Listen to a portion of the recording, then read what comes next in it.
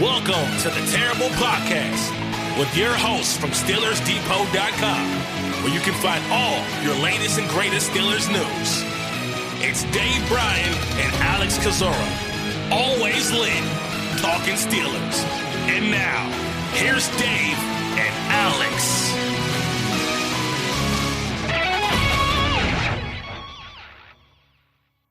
Welcome to the Terrible Podcast, Season 13, Episode 45. He's Dave Bryan. I'm Alex Kozora, SteelersDepot.com. Glad you guys are back with us here this Wednesday. Steelers Nation as the Pittsburgh Steelers getting ready for the Week 10 game against the New Orleans Saints. Mike Tomlin holding his press conference on Tuesday. Dave, how you doing? I'm doing good. I've been meaning, I forgot to ask you something on the other show that on the heels of the trade deadline and all, that I think there was a report out there even that there's been some discussion on this. How do you feel about the possibility of the trade deadline being pushed back? Yeah, I'm not opposed to it to give teams more time to evaluate what they have. I suppose with a 17-game season, it should at least be pushed back an extra week, you would think. So, sure, I'm in favor of that. Yeah, I think it, and it might promote a little bit more activity. I mean, it was already kind of a busy one anyway there, but it would give teams, I guess, another week to make that final decision. I don't know. Do you think it would increase or decrease? Do you think that extra game would generate an increase or a decrease? That's a good point. Probably a small increase because inevitably, as you go later into a season, more and more teams decide their season is over. And so that probably slightly upticks the number of sellers. All right.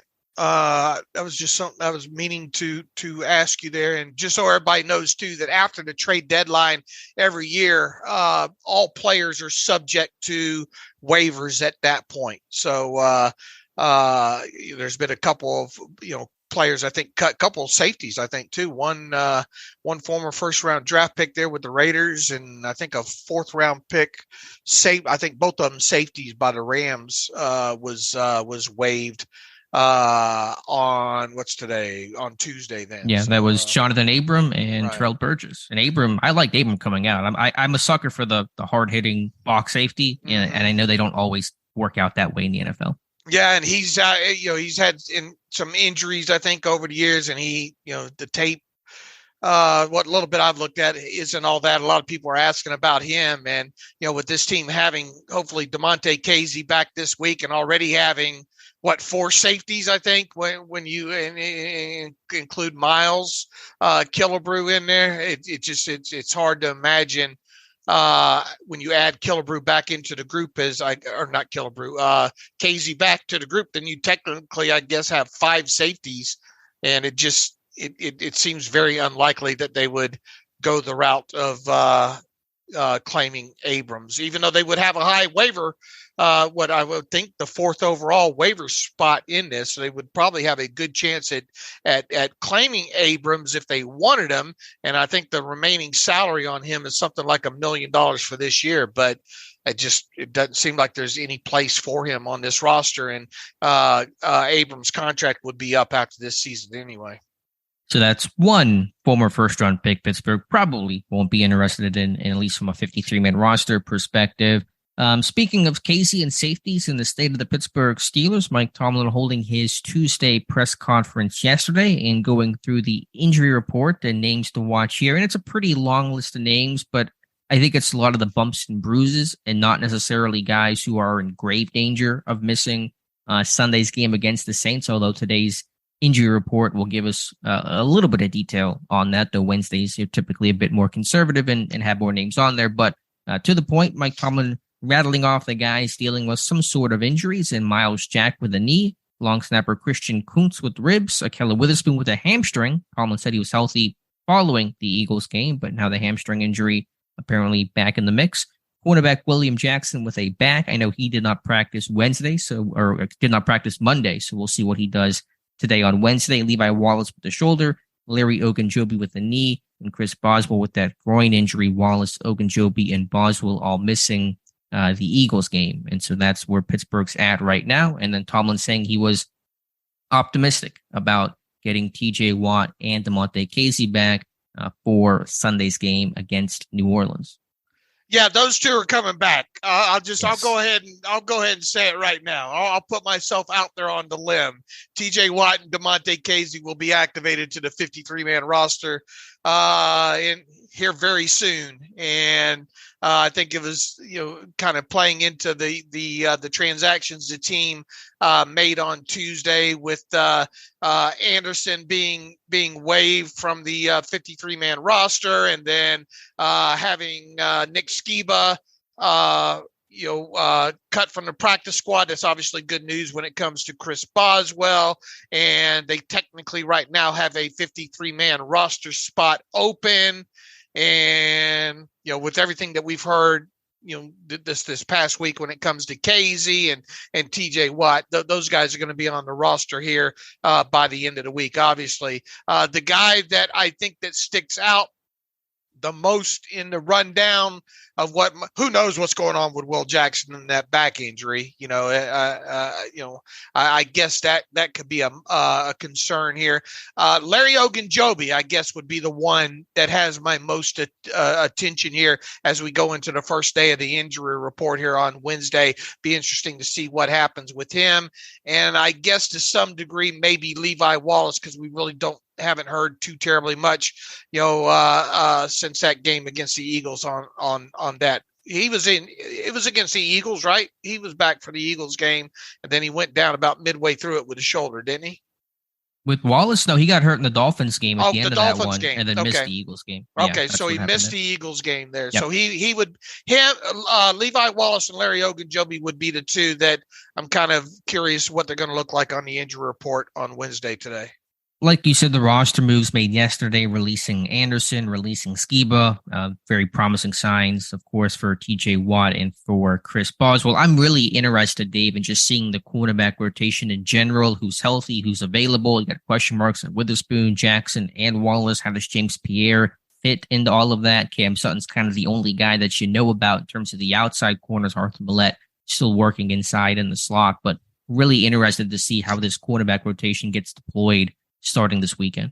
Did you see did you go over the data that Clayton posted on the site on William Jackson III and his coverage data, and all compared to what the other Steelers cornerbacks have done?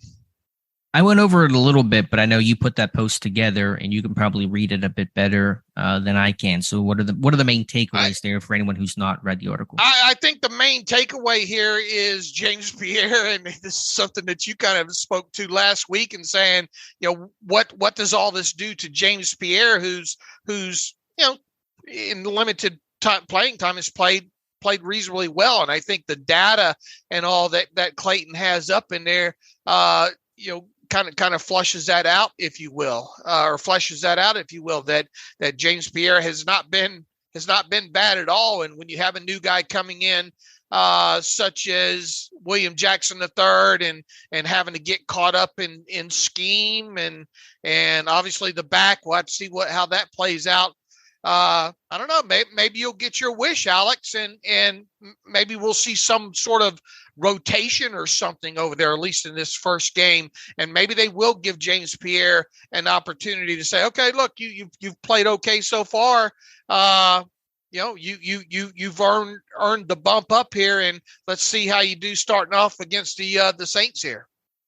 Right. And I know, according to the Trib on Monday, Pierre was getting first-team corner work in replacing the injured William Jackson, who was not practicing. I imagine that's the team being maybe a bit cautious with the bonus day, not trying to push the issue with Jackson. But, I think today and tomorrow will give a lot of information on where Jackson is at. But I don't know for Pierre, was that because, was Wallace practicing? Was Witherspoon practicing? They're still dealing with stuff. So I don't really know, again, the health of that group overall. So I'm really interested in watching that. Just looking over the article that Clayton posted, really interesting man-zone numbers for William Jackson in particular. And I know I talked about shortly after the trade was made that Washington's overall man coverage rate was pretty high, not too far off from where Pittsburgh sat this year. But looking at Jackson specifically, according to the numbers, he was in man only just more than a quarter of the time, and in zone almost 55% of the time. And so maybe truly in Pittsburgh, you'll get that more man feel that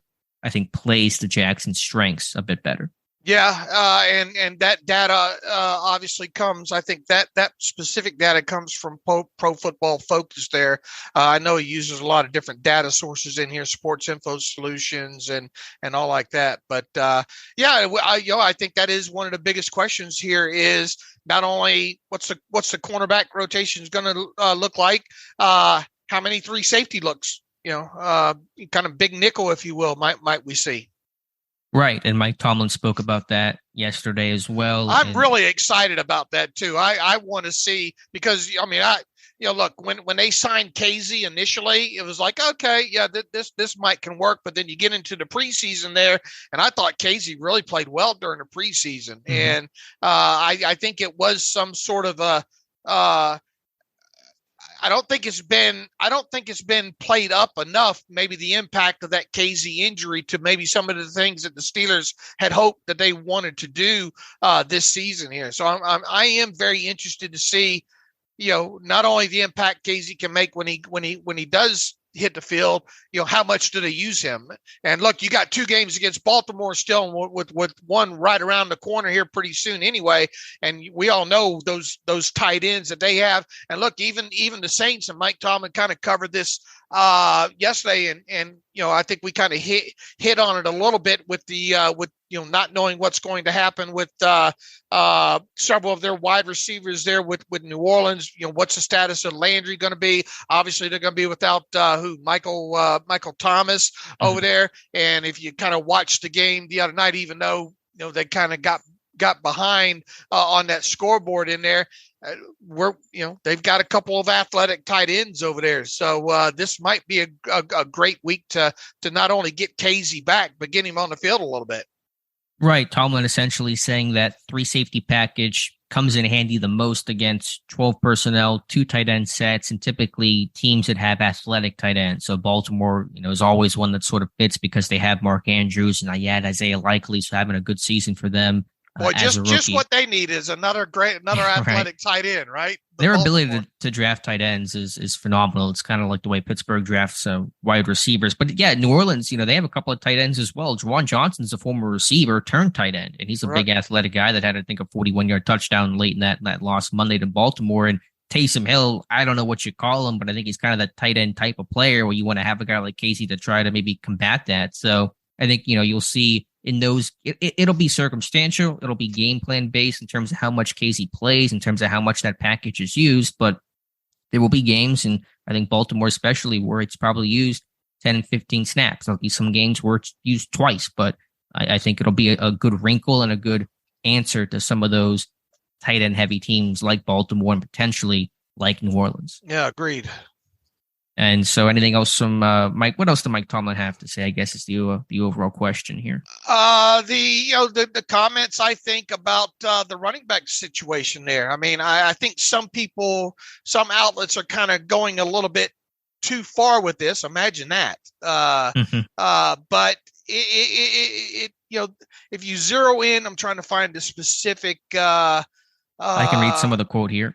Yeah, here he said, when you look at Jaylen Warren and Najee Harris's performance so far, Warren's been hitting the hole fast and hard with a better average on runs. Is Najee still affected by his injury? Now, Mike Tomlin could have just left it right after giving the Najee response there, but the fact that Mike Tomlin added a little bit more, I found that quite interesting. Mike Tomlin said, and this is concerning the Najee portion of the question, to what degree, I don't know. He's playing, so obviously he's healthy enough to play. I'll let him speak to that, but both guys have been available to us. We've gotten some awesome.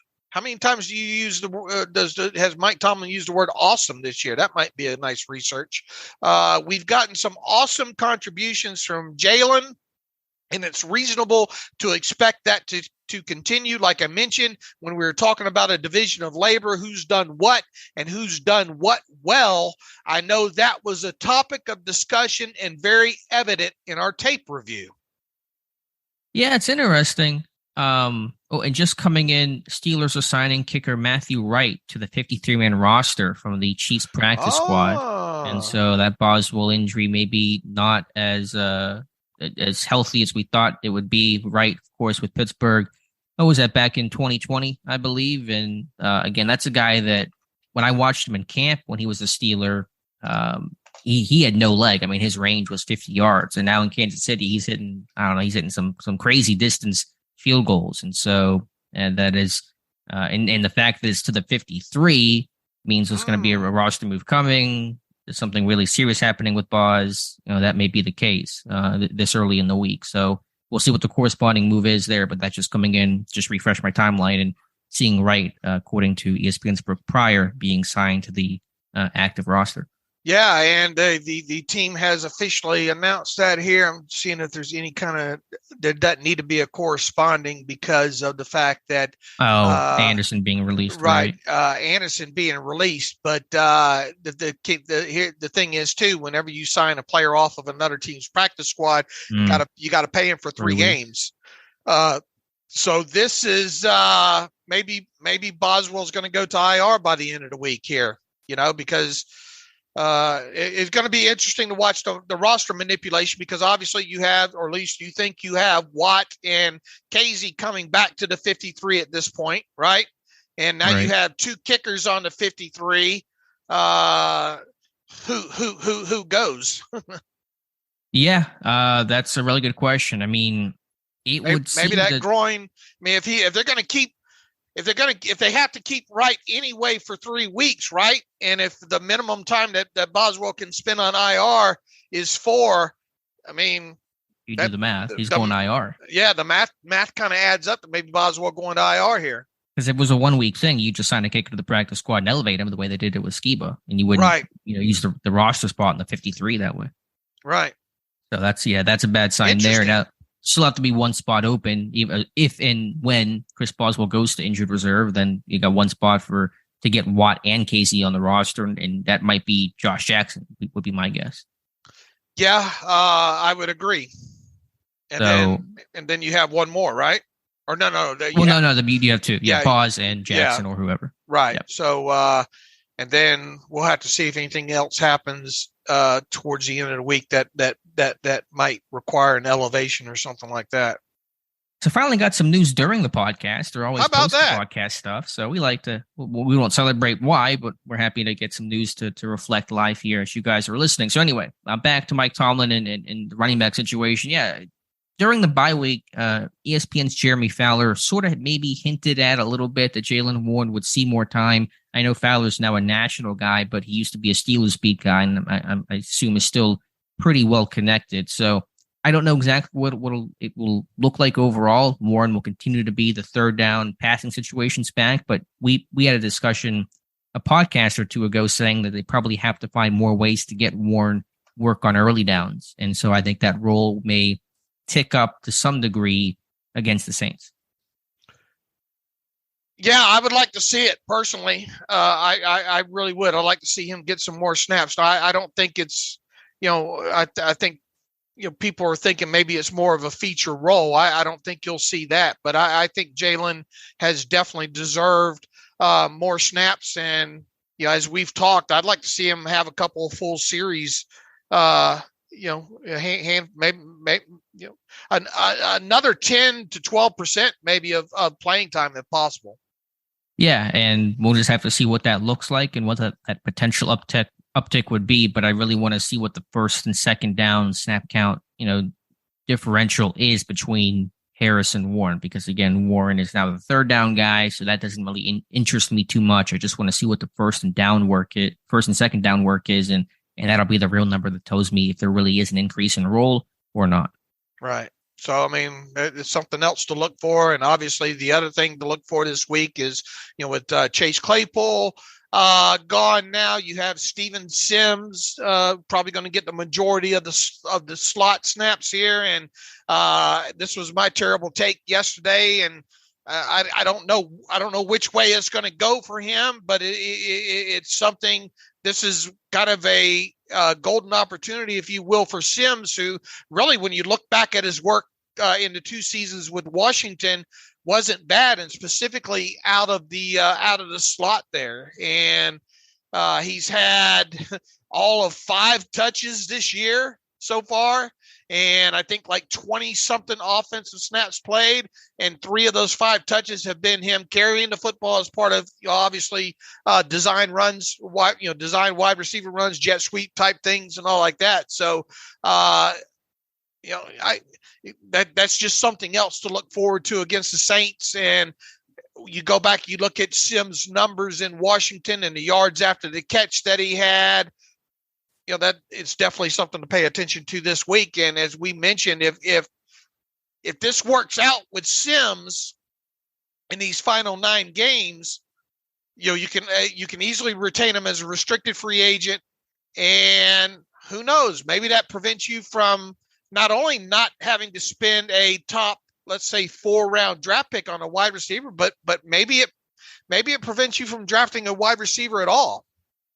Maybe. That's still a long ways to go for me. I still think they probably add somebody, but I just want to see how they use Sims. Hopefully it's not really in that Ryan Switzer, Ray McLeod role where everything's just at or behind the line of scrimmage. Some of that will happen, sure, and you can utilize, Sims in space in the RPO game and bubble game and jet game and things like that. But I also want to see this guy run some traditional routes as well. I think he can be a threat over the middle, post catch. So we'll see how they use him. It'll be a different style, obviously, compared to Chase Claypool. There'll be harder to run block, although Claypool is not a great run blocker, but just from a size aspect, there'll be some challenges there. But I just want to see him used as a bit more of a downfield threat than just your ADOT being 0.1, something like that, because that's not utilizing the position or the player fully.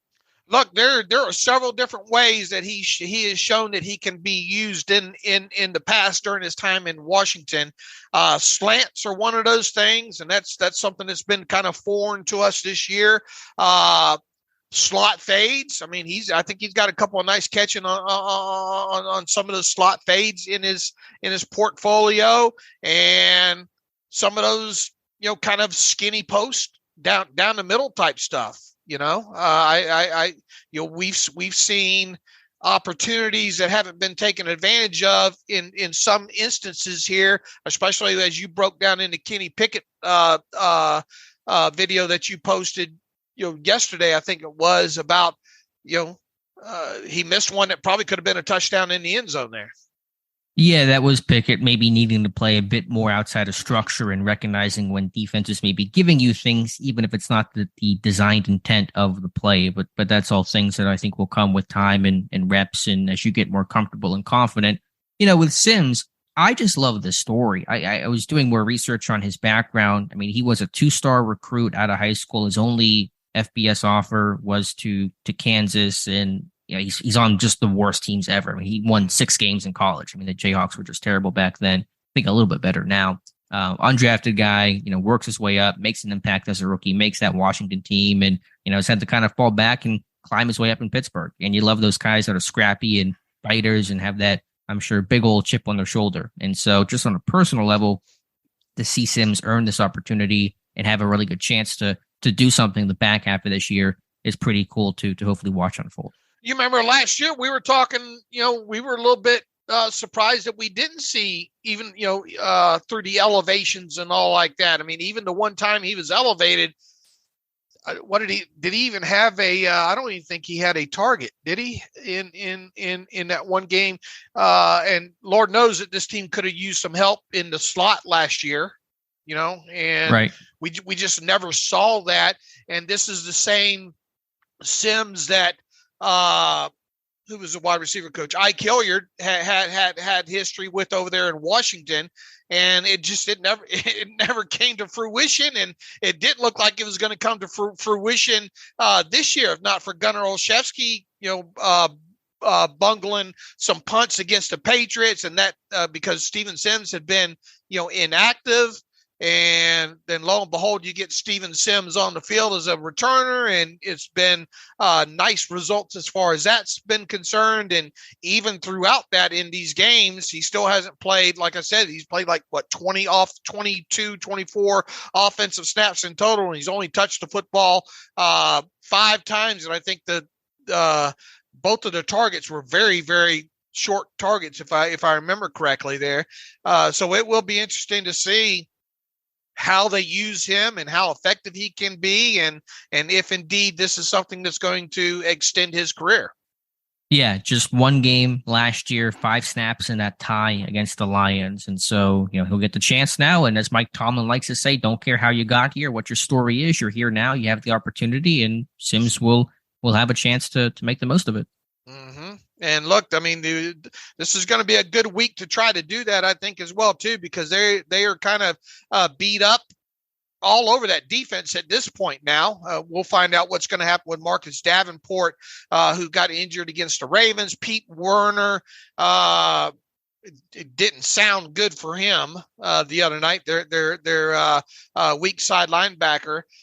Who else was injured in that game? Eric McCoy, the starting center. Yeah, the starting center. And I don't think Marshawn Lattimore, isn't he on IR right now for him? I don't think there's any word of him making it back this week, and the rest of their coverage has been kind of just so, if you will, I think. So you might have a tasty matchup with Sims in the slot this week. Yeah, Lattimore's been out since week 5. I don't quite know his potential status for a week 10 game, but haven't heard anything on a return there. So certainly the Saints are on a short week on the road with some injuries, and Pittsburgh's at home, coming off a bye. So if there's a recipe for Pittsburgh to win a game, it's this one. If they can't win this game against the Saints team, short week, traveling with all the injuries they're dealing with, then that's a really sad state of affairs. Yeah, I would agree on that. This is there's one, and it doesn't kind of match in my opinion the betting public. I mean, I guess I understand people. Everybody's down on the Steelers, and with good reason here. But it's not like the Saints are coming in high flying on top of it. And the Saints, at least as of yesterday morning, were 2.5 point road favorites in this one. And as bad as the Steelers have been, they are getting TJ Watt back, and it is Andy Dalton on the other side, and they're once again, we'll have to see what happens with Jarvis Landry. They're beat up at it just a lot of things are not not adding up to the Saints being favored in this. Boy, that Throckmorton, remember that kid? All the troubles that. Was it the Senior Bowl, or was it I think it was the Senior Bowl. I think it was Senior Bowl. Yeah, I think so. Right. And he kind of struggled during that week, or he did struggle like that. And they were trying to find out, is this kid a tackle? Is this kid a guard and all like that? And obviously if Eric McCoy doesn't play, then Cesar Ruiz will have to play center. And I think you'll see Throckmorton at right guard. And I tell you, if Throckmorton ends up having to start at right guard, that's obviously would be probably right guard. That would be on TJ Watt's side. I would try my best with some games or something like that. That's the position I am attacking, and hope that's another reason to hope that maybe Larry Ogunjobi's ready to go, because he could have some fun with Throckmorton, I think. Yeah, I think there'll be a weakness there to attack and try to exploit overall. I do want to talk a bit more about that Saints-Ravens game, just kind of a 30,000-foot view, both of us watching that one live. But I do want to mention as well some news for not Week 10, but Week 11 came in yesterday. The Steelers-Bengals game that was originally set for Sunday Night Football in Week 11 has been flexed out to a 4:25 kickoff. The Chiefs-Chargers game will replace them and play primetime next weekend, again, Week 11. And so for Pittsburgh to be flexed out because they were the team that was bad. Now, they've been flexed out before in past games because the opponent was bad and it was non-competitive in that sense. But because Pittsburgh is bad, the Bengals 5-4. So that's not the reason why. Obviously, just kind of really sums up where the Steelers are at. Yeah, and even over the years, as bad as the Bengals had been at certain points. I mean, networks love to have the Steelers in prime time, right? Always a good draw. Ratings are always good. And especially if it's an AFC North battle on top of it. So that is kind of the state of, man, the networks don't even want you in prime time at this point here. So that did not upset the Steelers Depot crew, but full disclosure, because it makes it tougher on our crew to cover the primetime games and all like that. But I mean, it's moved up just 3.5, 4 hours there. So not a huge deal overall. It is to the East Coasters, not for y'all true, West Coasters, but true. The big difference here. Right. but that is, as you indicated, that is sort of a, I guess, a state of the franchise declaration there at week 11 of the season that the Steelers are getting flexed out of primetime. Can Monday night games be flexed too? No, I don't. no. They can't be. Okay, No. because I was looking at the rest of the schedule. The other two primetime games will be week 12, which will be Colts Steelers Monday night. Which, if it could have been flexed out, probably would have been flexed out. But I guess it'll have to stay. And then, of course, the Christmas Eve game, which is going to stay, Raiders Steelers, to celebrate the 50th anniversary of the Immaculate Reception. So it appears only, 3 primetime games for the Steelers this year. The Browns game in week 3, the Thursday night, which is primetime and just from the day slotting alone. And then you're getting the week 12 game and then the Christmas Eve game as well. So not a lot of primetime action for Pittsburgh. Right. All right, to go back to that Saints game, Baltimore winning that one 27-13, just kind of in control of that game really from start to finish. And so what were your overall just initial broader takeaways watching that game? It's not really Saints related, but the Ravens, the Ravens are going to be okay, I think, the rest of the way here. Especially with Roquan Smith, going to obviously have a larger role moving forward. But about the Saints specifically, I thought Baltimore did a great job of just getting pressure throughout the game on Andy Dalton. They were able to kind of stymie the run for the most part, and once again they got, it wasn't a getaway at halftime there. But even though, what was it, 14-3, I think at halftime, it felt like the score should be a lot. It felt like it was just a mismatch beyond the scoreboard at that point there. Now, the Saints obviously didn't have Mark Ingram for that game, Lattimore, Landry, those kind of things. Thomas, of course, was out. Thomas was out as well, too, there. And just from an offensive line standpoint, I thought the Ravens did a very, very good job of manipulating pressure. And, even when the Saints would try to, I think 2 times in that game, they tried to quick snap and kind of catch the Ravens before they were set. And both of them, I think, were coming out of TV timeouts at that. And both of those snaps were batted down at the line of scrimmage, and the second one was intercepted there. And boy, that one hit that Andy Dalton took, he got it from both sides there. Mm-hmm. I immediately thought, oh man, that's not going to be good, and maybe that's going to cause them to maybe look at Jameis Winston. But evidently, I think they're going to stick with Dalton for this. I think they do some good things in the run game with the pulling of the guard and that kind of stuff. But if you have Ruiz that has to play center, I think Ruiz has been kind of their primary puller, if you will, from the right guard spot. If he has to play center and you have to put Throckmorton in there, and I think that diminishes your ability to do some of the things that you like to do as well too. Now, obviously, sure, they do the stuff with Taysom Hill and add those wrinkles in there. But Andy Dalton's not the most mobile guy in the world, so you can obviously probably play a lot of man against him if you so choose. I think Chris Olave is a great talent. This guy really separates well. But I would make sure, if I'm the Steelers, and I haven't gone through a lot of the stuff here on the tape on them, but I would think if there's one guy that you want to make sure that and this assumes Jarvis Landry doesn't make it back, which we don't know whether or not that's going to be the case. But even if he does, Chris Olave is the guy that I limit to the 6 catches for 60 yards and keep him out of the end zone. And then I take my chances with covering Kamara out of the backfield, because I think I think he's the second leading receiver for them at this point. They'll obviously use him out of the backfield there. But those are the 2 guys that I'm paying the most attention to is Olave and then Kamara, and Kamara more as a receiving threat.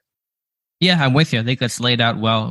Olave certainly had a really good year and is a big time threat. And Kamara's can hurt you in so many different ways. It is to me a little tough to judge this game from a Steelers perspective, just because Baltimore is built so differently. I mean, they ran the ball 40 times. They control that clock throughout, and what they can do on the ground are things that Pittsburgh only wishes that they could do. So it is hard to judge it in that sense, but. Certainly the Saints, without some of their top weapons and with some offensive line injuries and average play at quarterback, they're not going to put up the points maybe they were able to a bit earlier in the season. But again, it's a little tough to read this one just because, Lamar completed 12 passes and they still win that game comfortably because of that strength of the run game. And look, a smaller back sort of in Kenyon Drake had his, and look, you can't compare the two offensive lines here. And the ability, what Lamar Jackson gives the Ravens as far as elongating the front of the defense, right? Because you always got to be fearful. There were a couple times in that game where Cameron Jordan couldn't crash down. He had to respect kind of the read option aspect of that. And then you have some other motion mixed in there. And they, the Ravens offense does such a good job in that it instantly elongated that defensive front of the Saints, which caused some creases. And you had a guy like Kenyon Drake who really hits it kind of quick and kind of scat back I guess. And that ended up him, having a nice game overall, especially down inside the red zone in there. So if there was ever a time to have a guy like maybe Jaylen Warren that hits it fast and can get some of those hard yards and maybe expect a little bit better output from your running game, this might be it from the Steelers, and especially maybe we'll see a little bit more too tight. That's something else going to the Mike Tomlin press conference on Tuesday. Yeah, kind of hinted that maybe we'll see a few more two tight end personnel groupings.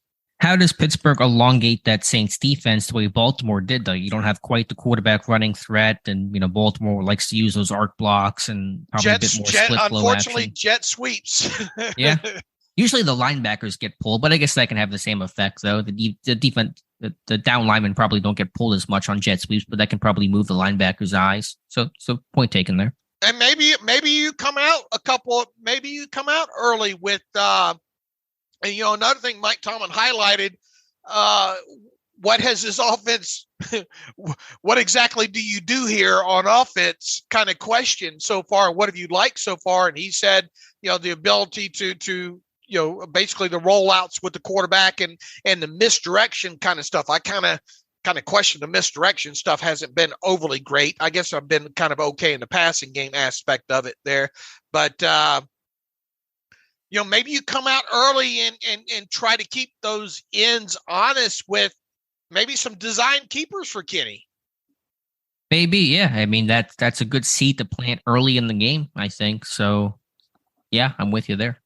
Because at least if you present that early enough to them, and then maybe, Kenny's got some decent legs, right? He could rattle off. He can do it. 12, 13-yard run on one of those. He's, obviously not a Lamar Jackson or a Jalen Hurts or stuff like that. But I show that to them early, and then if you have some success with that, then hopefully that will not only open up, your kind of your inside zone running game there, but maybe you can, do some sort of, pass off of that on top of it there, where it looks like, Kenny on a keeper, and then quick wheel route or something like that. Well, they have some of those. They have a split flow kind of option play where it's split flow action on a zone read, and the quarterback can either give the ball to the back or carry it himself or hit the tight end running into the flat on that split flow action. And so that might be a play you'll see early because it may try to slow down that. Plus, the Saints have a decent pass rush thing after the quarterback if a Davenport were to play. So you want to just slow those guys down, make them think, make them read. That'll, again, plant that seed well early on. Yeah, I don't want Cameron Jordan to easily just crash down all day right. in some of that split flow or inside zone type stuff that the Steelers run there. And then also we'll see what happens with Pete Warner. You're going to have another linebacker in there trying to diagnose stuff and all, and maybe I'll fool with his eyes a little bit. Yeah, so we'll talk about that more Friday and hopefully have a Saints beat writer as well to get some perspective there. So anything else, Dave, from Tomlin or from what the players have said? I believe Kenny will speak today, so we'll get to hear from him. Kim Heyward had his podcast yesterday with Alex Highsmith. Nothing really all that earth-shattering there, though. So any other thoughts or comments on anything you've heard? What else did he have to say notable yesterday? We hit the Jaylen Warren stuff. The penalties, I think he was asked about the penalties. Let's see, 2 tight ends.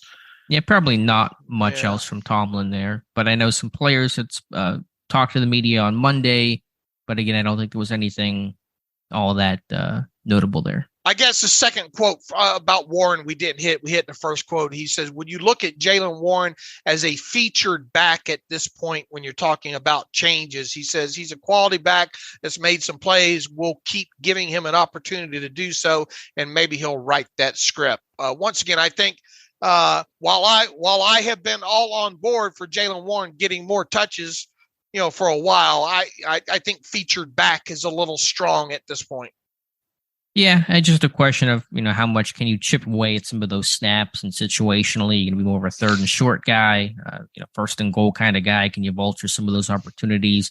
We'll have to see.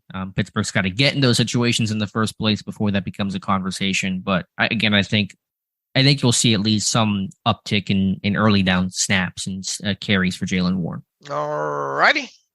All right. I think that probably covers it pretty well. Again, we'll have to see whenever this team what's the deadline to add Watt and Casey? Casey's tomorrow. I think they have to actually activate him when that 21-day window closes. What's the day for Watt? Is it today, tomorrow, Friday? Let me search real quick when the Watt window opened up here.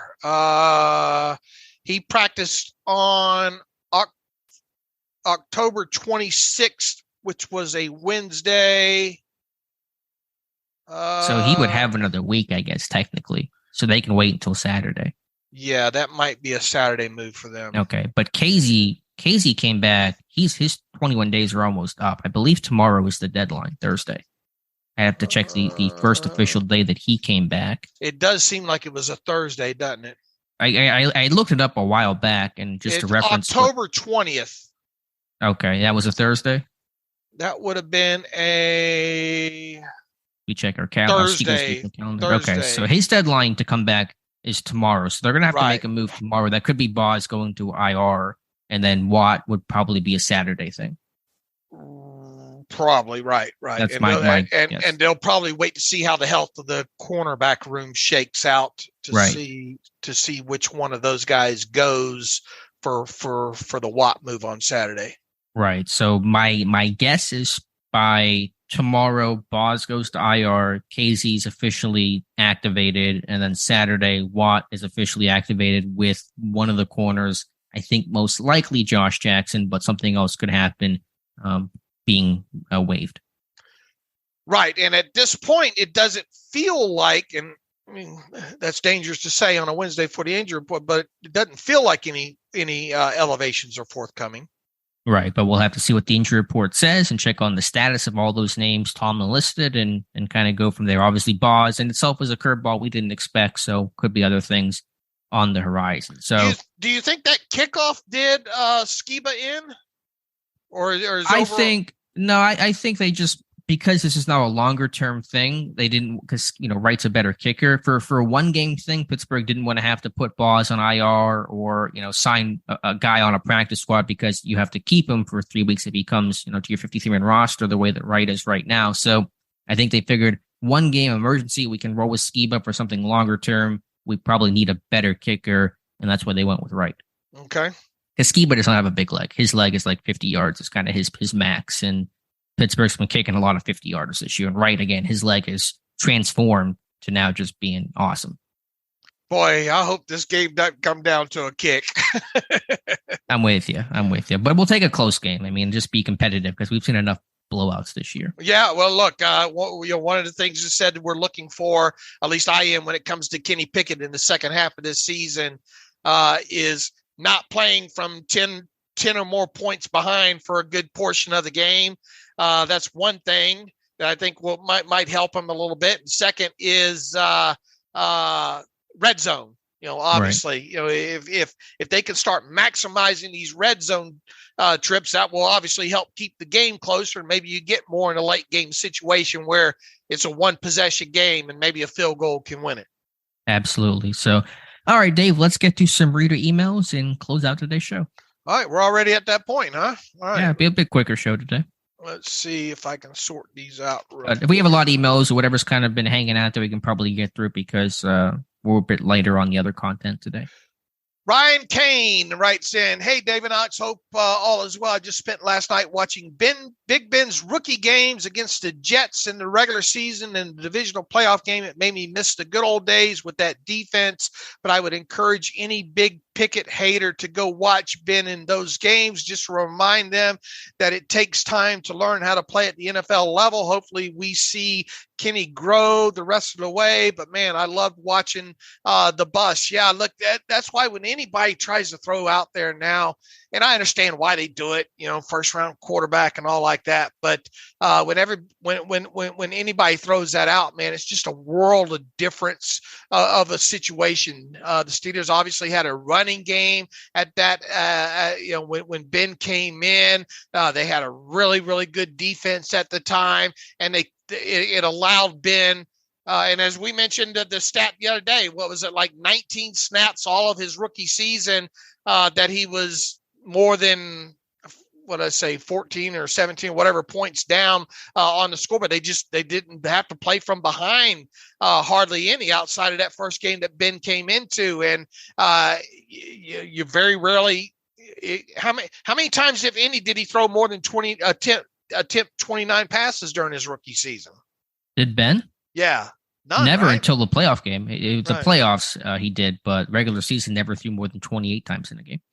Has it been all great for Kenny so far? Absolutely not. And I think Alex did a great job of highlighting, things that he didn't do good specifically against the Eagles there. But there also have been some other decent moments in there. It would be nice to have been able to see Kenny in these games, have some semblance of a running game, and once again, not have to play from so far behind. And there are certain aspects of his game that really need to hyper focus on moving forward, that being the red zone, his ability to push the football down the field, not only push it down the field because he's been throwing, some deeper balls here, but completing them. And I think we kind of even said maybe more in that line of the 10 to 15 yards, because we tend to focus on the 20 plus yard throws and all like that. There's probably been more opportunities in the more intermediate middle of the field throws that he hasn't made, to say Claypool and you mentioned, I think Pickett or Pickens down deeper in the red zone there. So once again, and I think Alex agrees with me on this. It's way too early to pass any sort of long-term judgment on Kenny Pickett at this point. Definitely. And again, you can evaluate him and critique him, and you should, and we have, and we will continue to do so. But understanding the circumstances he's in is not helping his situation without a run game, putting everything on his shoulders, not how Pittsburgh envisioned it when they drafted Kenny Pickett back in April. That's for sure. But certainly, I think there's work for him to do with his post-snap reads, overall pocket movement and pocket presence, and of course, just being more productive overall. You can't be a 2-touchdown, 8-interception guy, even understanding the context there. Maybe those numbers don't look quite as bad when you dig into the tape as opposed to just looking at the raw stats overall. But still ways to go, and still hoping for better days and hoping this back half of the schedule, which is a bit more forgiving, can maybe put Pickett in a good place to enter 2023. Sure would be nice to have him have his best game to date on Sunday against the Saints. That wouldn't hurt. I just want to see a good run game. I just want to see a half decent run game to see how Pickett operates in a game where he's throwing the ball 30 times, where they're averaging 4.8 yards per carry with a good run success rate, and just see how he looks in that environment. Maybe it's good, maybe it's bad, but I just want to see it. Caleb Zaborski writes in, hey, fellas, good morning. With the season possibly going to waste as far as legacies are concerned, do you hate to see a season like this for Cam? So late in his career, it almost feels like the last of his prime years are going to waste. I mean, yeah, it's definitely you got a guy like Cam Heyward, who's in kind of the later stages of his career. I don't think Cam's done. But and it'll be interesting to see how big of an impact Cam Heyward can make once TJ Watt gets back on the field. But yeah, I mean, it is discouraging to see such a good guy like Cam Heyward have to go through this last couple seasons.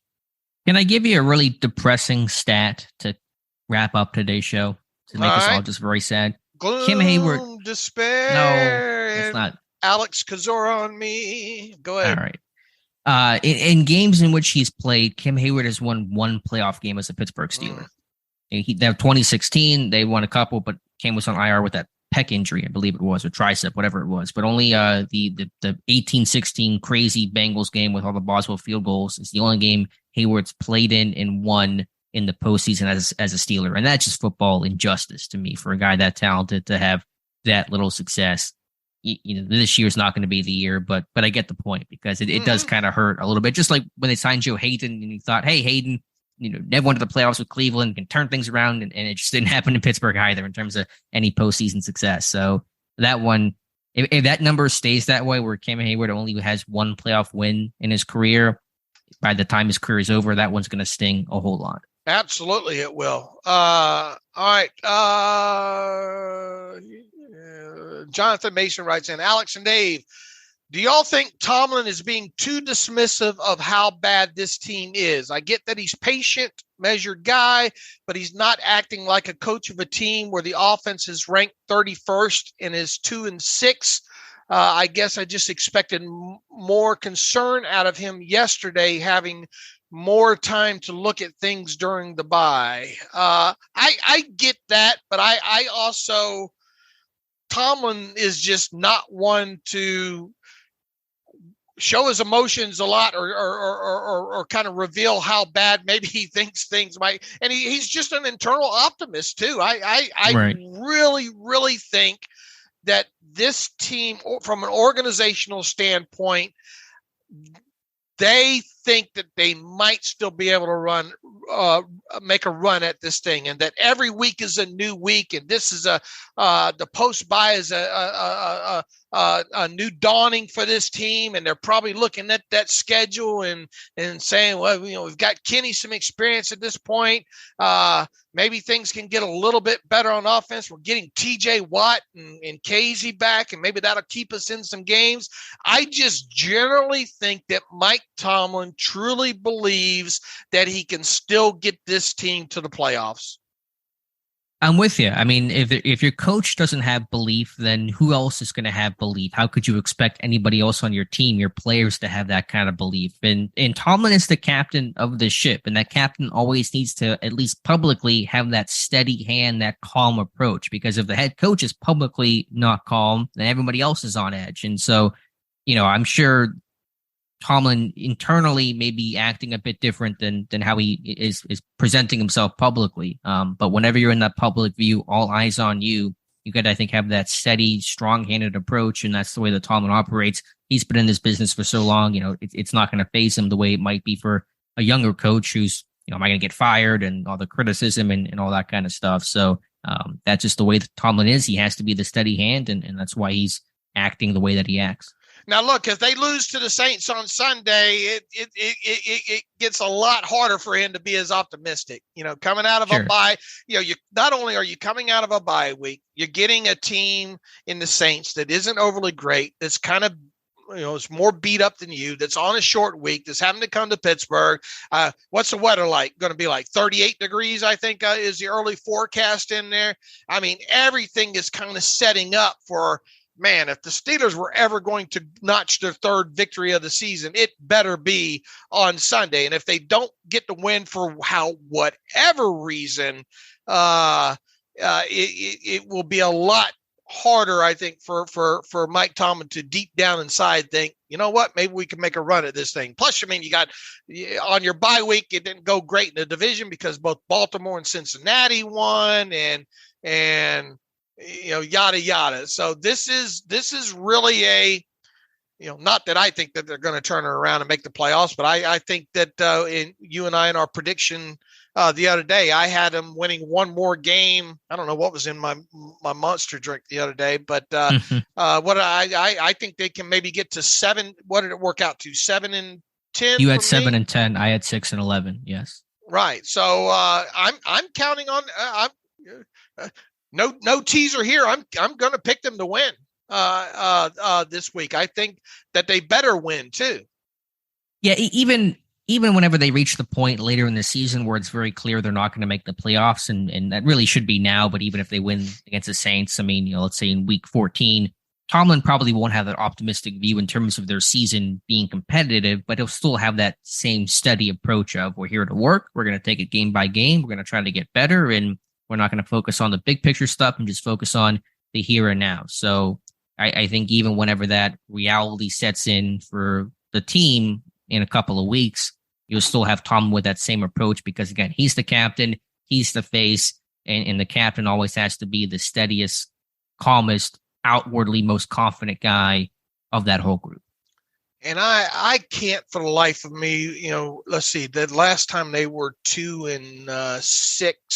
2013. Right. And I can't remember the demeanor of Tomlin at the time, to be quite honest with you.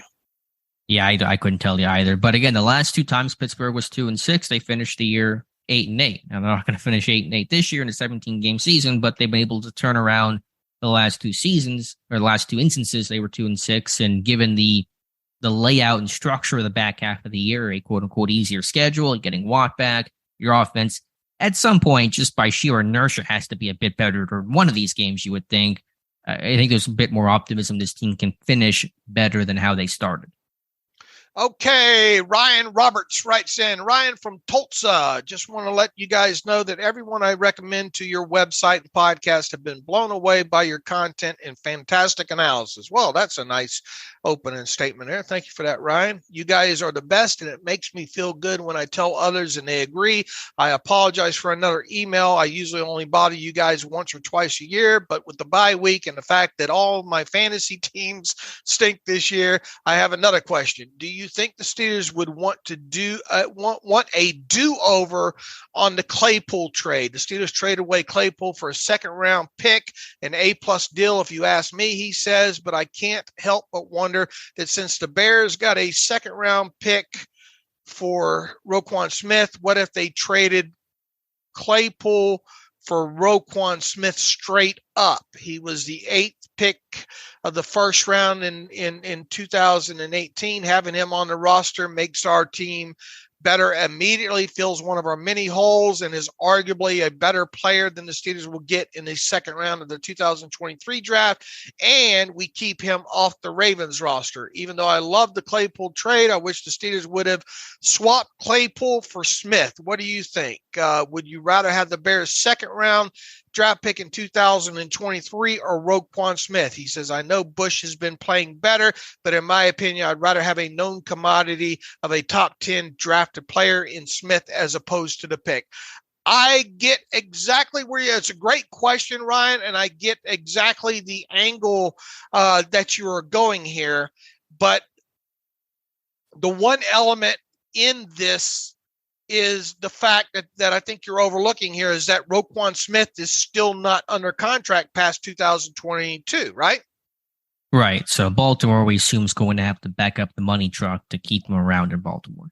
It's easier for them to what could end up being, and you would think that they have all of their all of their intentions of re-signing Roquan, but Roquan is kind of in the driver's seat right now too, because hey, this is what you have invested in me. You guys better pay me. And I don't think the Steelers wanted to kind of be in that situation, in regards to that, knowing that, okay, we're trading away a guy that we could have got, a second round draft pick that automatically comes with a 4-year rookie contract as opposed to Roquan Smith, who, he might make our defense more, greatly better the rest of the season. Are we guaranteed to have him past 2022? And not only that, are we going to have to pay over market value for that?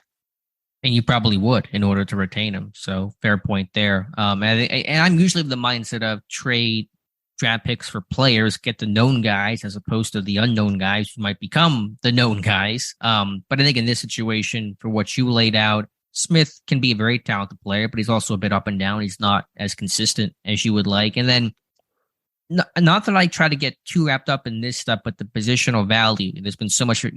This team has to invest in its trenches, in its O-line, and its D-line, instead of more the off-ball linebacker type stuff. I mean, that can be a component of it, sure, but I'm okay with really stocking up on draft picks to hopefully hit the trenches hard at some point this offseason. So as opposed to adding another off-ball linebacker and not focusing on your defensive line that's aging and with a ton of free agents after this year, I'm okay with going with the draft pick route and getting a guy that'll hopefully be under contract for longer and, of course, a lot cheaper. Right. And look, I mean, I suppose that the franchise tag could be used, as a weapon in there. And, I just don't think that's a route that the Steelers wanted to do. And I'm with Alex. Knowing the contract situation all and knowing now, if this team had been been able to compete and make a run at this thing this year, that changes thing as well too. But just to set up a potential, rent situation for a team in the shape that this 2022 Steelers team is, I'm okay with them not doing that. Yeah, this isn't like buying Minka where he's under contract for a couple more years. This is a rental and an expensive option to buy without maybe addressing some of the core issues on this team. But I get where Ryan's coming from in there. But I think that's a key aspect of the contract that he might have overlooked there. Seth Bergstein writes in, do the Steelers draft? Let's see. Random thought here, DNA. Do the Steelers often draft players to try to replicate the skill sets and roles of past aging players? If so, is this a common practice? He has examples: Deontay quickness, route running like AB; Bush athleticism, reminiscent of Shazier. 3, Claypool size, speed freak like Martavis. Number 4, Loudermilk, same body type as Cam.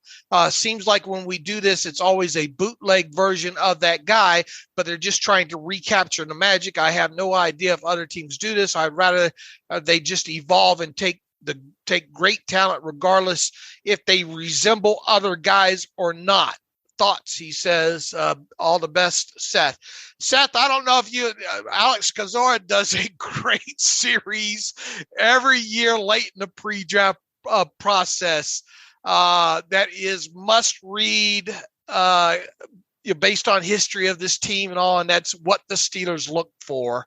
And it is so on the money, and usually a player, several players come out of those group of players, if you will. They do try to replicate measurables and body types. I mean, Seth has number 4, Loudermilk, same body type as Cam. Seth, I don't know if you remember the conversations Alex and I had during that pre-draft process about, man, there's just not those kind of 4i 5 tech type of body types and measurables that the Steelers normally look for in that specific draft class. And lo and behold, we didn't because of Loudermilk and I think some injuries and him dropping weight or whatnot, he kind of got overlooked by us, I think, in that build up to that draft. Had we known more of the instances with Loudermilk and all like that, but they ended up trading up for Loudermilk because of there being the scarcity in those kind of body types to Cam. So, I mean, that is a common practice, at least to this point. We'll have to see what happens with Andy Weidel in there now, and obviously Omar Khan in the GM seat. But they do have types. And whenever they drafted Loudermilk, all Keith Butler would talk about is how he looks like Cam Heyward. I mean, that's all they talked about for like the whole summer. Did he mention, the reader mentioned Deontay Johnson and AB? Was that a reference in there? Yeah, he said Deontay's, okay. That was his first example Seth has, is Deontay's quickness / route running like AB. Yeah, I mean, they're very much, is that similarity where that's the best example I could offer. When they lost AB, when AB got traded, forced his way out, they looked for a guy in Deontay Johnson that was very similar in skill set in terms of that smaller, shiftier, good route runner, X-type receiver. So, yeah, I think, and that's probably not that unique to Pittsburgh. It's just because they've been around longer with the same people in place. They've been able to get to a point. You had AB for so long to go find his replacement. A lot of coaches don't get to the go find their replacement point because the coaches themselves get replaced. And so that's probably not that unique to Pittsburgh. But yeah, I think they look at guys that have succeeded and they want to try to find the next, whoever that guy is. Sure. Now, they did kind of break service here on the wide receiver in this draft, right? Because they normally don't take wide receivers under, I forget what under catches. What's your number? No. The under 5'10" or under. I forget. Oh, with the Calvin. Oh, you're talking now Austin. Now you're talking. Pickens. Yeah. No. With the Calvin Austin type thing there. Pickens was close enough to the 100 catch mark though, right? Didn't he have 90? What was his catches? Yeah, he was close, but right. The mark is the mark, and he did come under because of the injury, obviously. But I mean, if you go back in history with the wide receivers that the Steelers had taken, during the Colbert era, it's few and far between that they get those. What was it, under 5'10", or I forget what exactly that made it a. He is an undersized receiver now. Hopefully, him being undersized, look, the foot's not a cause from being undersized and all like that, but it was a little bit of a break from normal from what they do, especially at the wide receiver position. It was the most surprising pick because the rest of the draft was pretty chalk, pretty as expected in terms of their interest in guys who fit. So that was one that seemed to come out of left field from our perspective. So you get those exceptions occasionally, but by and large, they were a very predictable drafting team. I think the two wide receivers were Are you counting Archer as one? No. It was Antoine Randall L. I think was one of them, and obviously he came out as he was more quarterback, right? Coming out at least, and the other one was DeMarcus Ayers. Oh yeah, who and was that was more late. Return and who was introduced by Danny Smith, right? Mm-hmm. Yeah, he was a return guy. So there were even those caveats had caveats to them, asterisks to their name, right? Whereas DeMarcus Ayers, really, there's no caveat there other than kind of breaking the mold there. Let's see. Jason Campbell writes in. He's feeling salty here. I have heard you say how big of a difference would firing Canada make, considering the playbook would essentially remain the same. Well, I know if you give, we already went through this. I think two different cooks. I already hit this from Jason the other day here on that. So I think we're caught up now, Alex, for the most part. Let me see. Let me ask you really quick. One thing I wanted to mention as well, just your reaction to Jeff Saturday being the interim head coach of the Colts, who the Steelers will face on November 20th or whatever that is, week 12, November 28th. Just that your reaction to that hire. I had to check the blue check mark on Adam Schefter like 3 or 4 times. I did not have that on my bingo card at all. It doesn't seem like it's giving Jeff Saturday much of a fair shake, to be honest with you, because and I think I even after the news broke that Reich was being fired, I asked you who's going to call plays, Right. We didn't know who it is. Right. Because it's that buried down there. And I guess it's going to be like the who was it? The quarterback's coach. I don't think it's even that. It's like their pass game. Parker something or another. And he's 30 years old. He's never called plays before. I forget the official title, but I don't think it's even their quarterback's coach. It's their pass game specialist, assistant quarterback's coach, Parks Frazier, to serve as the play caller against the Raiders. Right. And I mean, you got Jeff Saturday, not even a college coach and obviously not an NFL coach. Now, granted he's had NFL experience and all like that, as a player and all, but man, to come in off the street that quick and, it stinks of just not giving this. It stinks of tanking is what it stinks of. It's just Jim Irsay being Jim Irsay. He's a weird guy. And people can say it's an outsider move. It is in a technical sense, but it's like Irsay's buddy and friend and guy that played for him for a decade. So is it really that much of an outsider move? I don't think so. I mean, if Saturday really wanted an opportunity to break into the NFL as a coach, I guess you swing for the fence. Look, I think Jeff Saturday is a fine person. I like his analysis and all like that. And I wish him luck. And, maybe he'll be an exception to the norm. But even some of Irsay's and I couldn't even make it through the whole thing. It was such a bad press conference the other day. I don't see how Colts fans can be happy here. Yeah, I don't think they are, but pretty wild, pretty funny. So I'll enjoy it for the laughs, and maybe it'll go great. Who the heck knows? But we'll be watching. Right, and now that sets up another. What are they going? What do you do at quarterback right now with them? Do you stay with the kid, or when assuming Matt Ryan's going to be close to being healthy again? Or does Matt Ryan even want to be back there at this point here? I mean, Saturday said Ellinger is going to be the quarterback. What that looks like 2 weeks from now, who knows? I would go back to Matt Ryan personally. You got so much chaos. Let's get a veteran in there and Ryan to kind of lead the ship. I know it's not gone well, but both quarterbacks have played poorly. But for now, it'll be Sam Ellinger.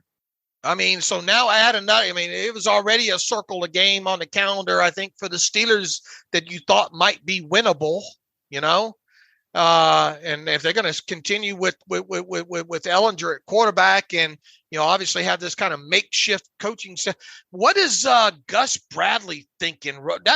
John Fox. Right. That's, you asked what were my thoughts. That immediately I thought, man, what does Gus Bradley think right now at this point? Not saying that would be a guy to get you past, that might be a future, but this guy has had some success at the NFL level, right? And at least knows he's done the job. Yeah, he's done the job. To me, I would think, man, well, what am I thinking if I'm Gus Bradley at this point? And John Fox is obviously older, and he's more of a senior advisor or what I forget what kind of term. Well, at this point, it makes him he's still overly qualified compared to Saturday, and like does Saturday know the playbook? I mean, how does he even evaluate a team without? I mean, he's learning the playbook literally a week before the game.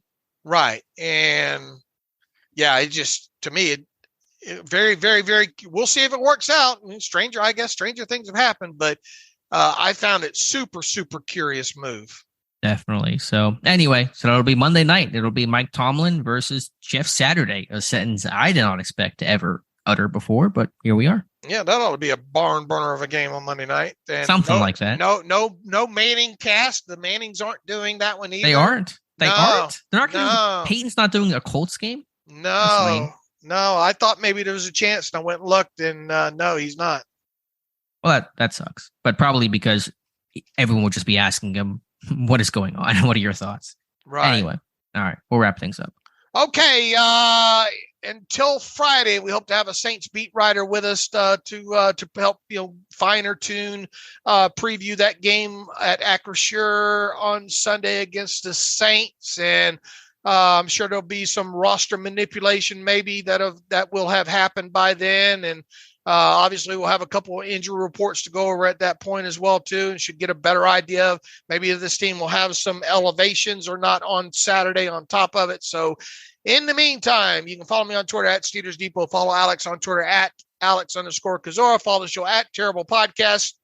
Email the show, theterriblepodcast@gmail.com. If you like what we do and want to donate to the cause, go to SteelersDepot.com. Hit the donate button. Also, if you like an ad-free version of the site, go to SteelersDepot.com. Hit the ad-free button for $25 from 1 year from sign-up. You can have an ad-free version of SteelersDepot.com. So within that, and until Friday, as always, thanks for listening to the Terrible Podcast with Dave and Alex.